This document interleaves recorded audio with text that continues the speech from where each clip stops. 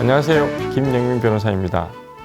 얼마 전 어떤 신문에서 결혼 및 동거에 관한 전반적인 설문조사 결과 발표가 있었습니다. 저는 그 결과치를 보고 좀 놀랐는데요. 그 중에서도 눈에 띄는 통계치가 있었는데요. 비혼 동거에 긍정적인 입장이 응답자의 57.1%였습니다.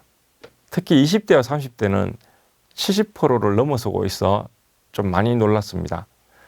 예전에는 연애하다가 결혼하고 또 아이 놓고 이렇게 가족을 형성하고 하는, 혹은 남녀 간의 결합이라는 개념이 딱 그렇게 하나로 정형화되어 있지 않습니까?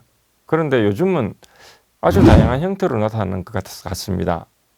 예를 들면 남녀 둘이 만나서 양가에 알리지도 않고 단순히 동거만 하는 커플도 있고, 이혼을 한 번씩 경험한 남녀가 만나 부부처럼 살되 혼인신고를 하지 않고 사는 경우도 많이 보았습니다.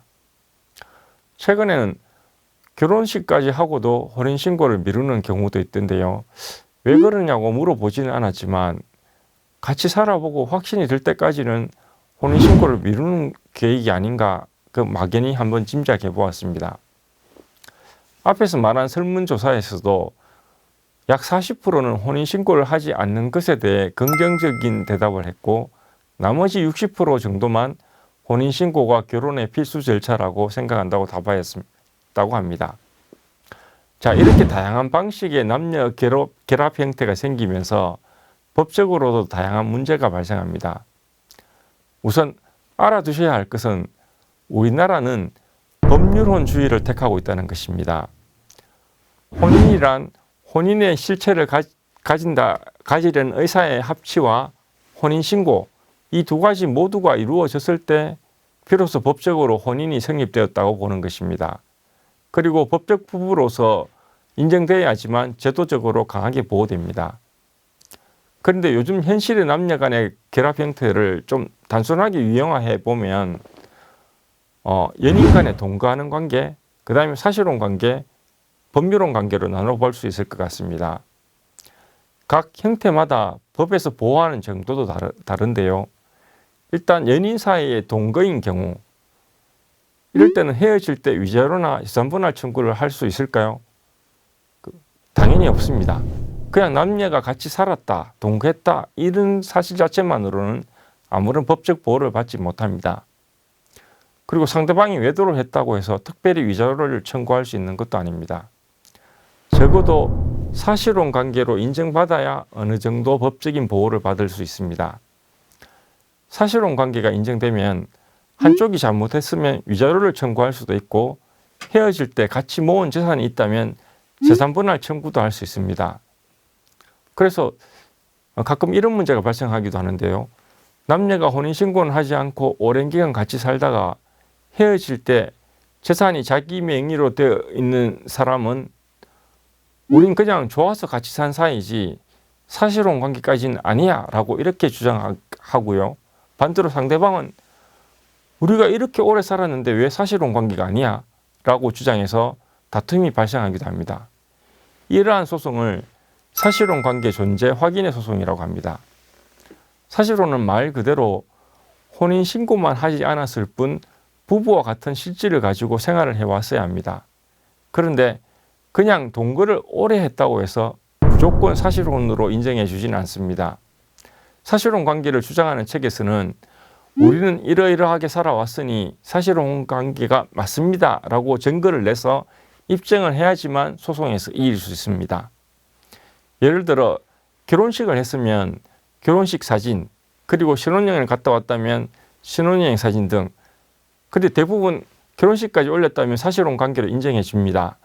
반면 결혼식은 안 했더라도 부부처럼 산 경우도 있겠죠. 이때는 양가의 가족들이 그들을 어떻게 대했는지도 아주 중요한 판단 요소가 됩니다. 가족이 모이는 행사에 참여한 사진, 호칭 등도 중요한 증거가 되는데요.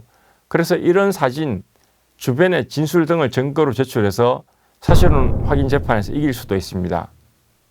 그런데 한 가지 여기서 주의할 점은 중원적 사실혼 관계, 이것은 인정하지 않습니다.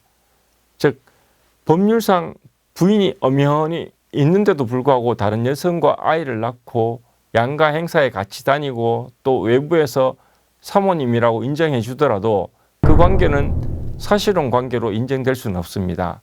왜냐하면 우리나라는 일부일체제를 택하고 있기 때문입니다. 그래서 법률혼 관계가 완전히 해소되지 않은 상태에서 다른 이성과 부부와 같은 관계를 맺으며 아무리 오래 살더라도 이는 법적으로 보호받지를 못합니다. 다음으로 혼인의 실체를 갖추고 혼인신고까지 마치면 법률혼 관계가 되는데요. 법률혼 관계와 사실혼 관계에 있어서 가장 큰 차이점 두 가지만 말씀드리겠습니다.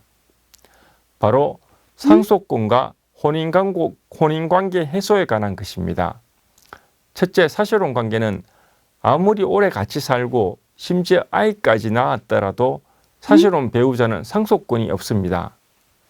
반면 법률혼 배우자는 상속권이 인정되고 다른 공동상속인이 없으면 단독 상속인이 될 수도 있습니다.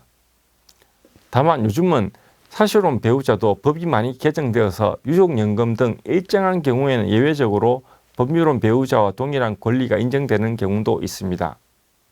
둘째, 혼인관계 해소에 관한 절차입니다.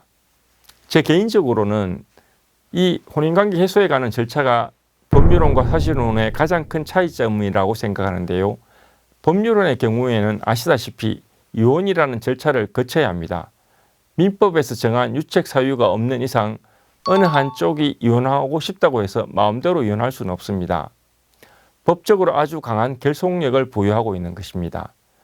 반면 사실혼의 경우 어느 쪽이 나 이제 당신하고 살기 싫어, 우리 헤어져 라고 하면 그것으로 사실혼 관계는 해소되는 것입니다. 즉 어느 한쪽이 일방적으로 관계를 정리해 버릴 수 있다는 것입니다. 아무리 하객들을 모아놓고 결혼식을 올리고 상당 기간 살았다 하더라도 혼인신고를 하지 않았다고 하면 어느 한쪽이 나 이제 사랑이 식은 것 같아, 우리 헤어져 라고 이렇게 의사를 통보하면 그것으로 바로 사실혼 관계가 해소된다는 것입니다.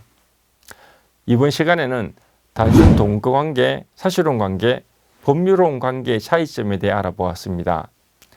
전통적인 결혼관도 많이 약화되었고 경제적으로 불안정한 점 등 여러 가지 이유로 혼인신고를 미루는 경우도 많은데요. 상속 문제, 양육권 문제 등 혼인관계에 강한 법적 보호를 받기 위해서는 법률혼이 필요하다고 말씀드리고 싶습니다. 감사합니다. 라디오 생활법률, 지금까지 담당의 김영민 변호사였습니다.